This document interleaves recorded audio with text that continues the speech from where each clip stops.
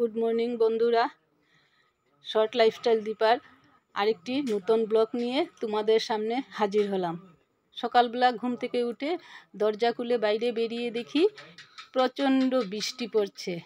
আকাশটা একদম কালো হয়ে গেছে, বিদ্যুৎ চমকাচ্ছে। তারপর ফ্রেশ হয়ে চায়ের উপকরণ রেডি করলাম, করে চা বসালাম। চাটা তৈরি হওয়ার পর আমরা দুজনে বসে চাটা খেয়ে নিলাম। চা খাওয়ার পর আবার বাইরে একটু বের হলাম। বের হয়ে দেখি অনেকটা বৃষ্টি কমেছে।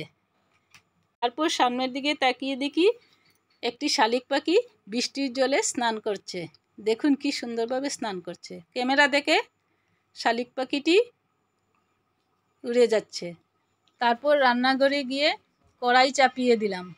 কড়াই চাপিয়ে তেল দিয়ে শুকনো লঙ্কা, তেজপাতা দিয়ে দিলাম। তারপর পাঁচফোড়ন দিয়ে কিছুক্ষণ নেড়ে চেড়ে তারপর আস্তে আস্তে সবজিগুলা ঢেলে দিলাম। কাঁচা লঙ্কা, লবণ দিয়ে ভালো করে নেড়ে ঢেকে দিলাম।